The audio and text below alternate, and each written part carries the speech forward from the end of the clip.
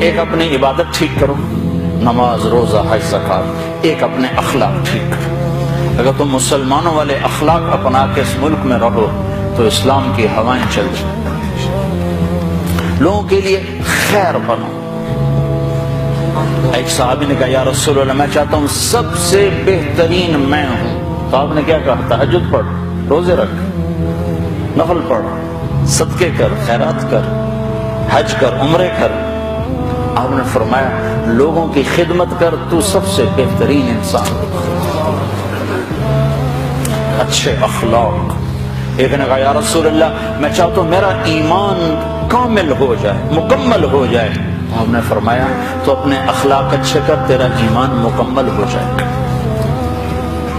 تو بھائیو، نماز روزے والے تو بہت سے مل جاتے ہیں، داڑھی پگڑی والے بھی بہت سے مل جاتے ہیں، اخلاق والے کوئی نہیں ملتے۔ معاف کرنے والوں سے دنیا خالی ہوگی، درگزر کرنے والوں سے دنیا خالی ہوگی۔ بیوی کو غصہ چڑھ جائے تو خامند پہ چڑھائی ہے، خامند کو غصہ چڑھ جائے تو بیوی پہ چڑھائی ہے، اولاد کو غصہ چڑھ جائے تو ماں باپ کی گستاخی ہے، ماں باپ کو غصہ چڑھ جائے تو اولاد کی ٹھکائی ہے، پٹائی ہے۔ یہ نہیں دیکھتے کہ یہ تربیت کا تقاضا ہے یا نہیں ہے۔ بھائی بھائی سے تمہارا کیا رونا رو؟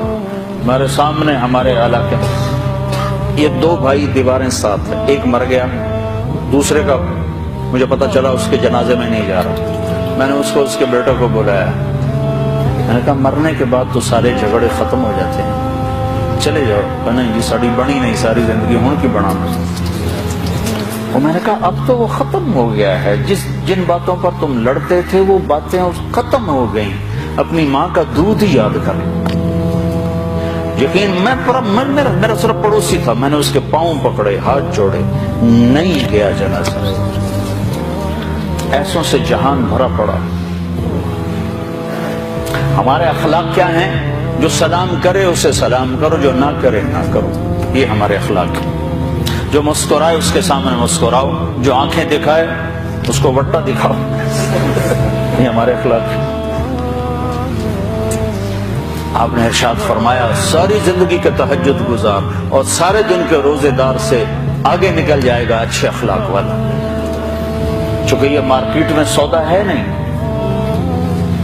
اور سارے اخلاق کا نچوڑ ایک چیز بتاتا ہوں، یہ زبان قابو میں رکھو، سارے اخلاق قابو میں آ جائیں گے۔ مظفر آباد کشمیر میں ہماری جماعت تھی تو وکلاء کا وفد آیا ملنے، میں نے آدھا پونا گھنٹہ بات کی تو پھر ایک وکیل صاحب کہنے لگے جی ایک نصیحت کر دیں، آپ کی بہت ساری نصیحتیں سنی ہیں، ایک نصیحت کر دیں۔ تو میں نے اب مجھے دیکھو، میں نے کہا یہ زبان قابو میں، کہا نہ کوئی اور بتائیں، کوئی اور بتائیں، کوئی اور بتائیں۔ اگر آپ اپنی زبان پہ قابو پا لو، غصے کے وقت بھی، خوشی کے وقت بھی، اس میں سے تول لفظ نکالو تو آپ سے بڑا مقام والا کوئی نہیں ہوگا۔ تہجد نماز روزوں سے کوئی آپ کو نہیں پکڑ سکتا، حج عمروں سے آپ نہیں پکڑے جاؤ۔ سعید انور اور محمد یوسف جب مسلمان ہوا تو یہ دونوں میرے پاس آئے تو کہنے کہ سارا زور لگ گیا کرکٹ پر، تو کوئی جنت کا شارٹ کٹ بتاؤ، زور ادھر لگ گیا۔ تو میں نے کہا اپنے اخلاق ٹھیک کر لو۔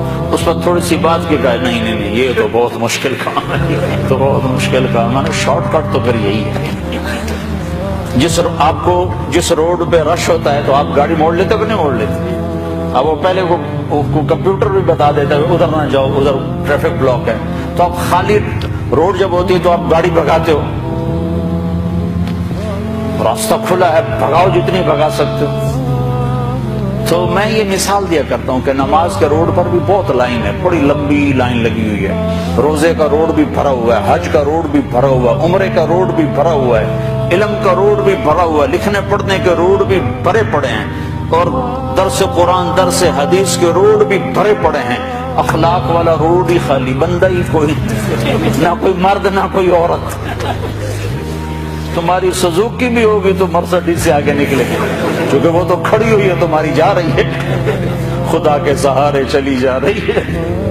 نہ ڈرائیور کو خوبی نہ انجن کا کمال. ہمارے یہاں جو پرانی بسیں ہوتی نا اس کے پیچھے لکھا ہوتا ہے نہ انجن کی خوبی نہ ڈرائیور کا کمال, بس خدا کے سہارے چلی جائے. تو میرے رب کی قسم تم یہ مرد عورت اپنے اخلاق اچھے کر لو, تمہیں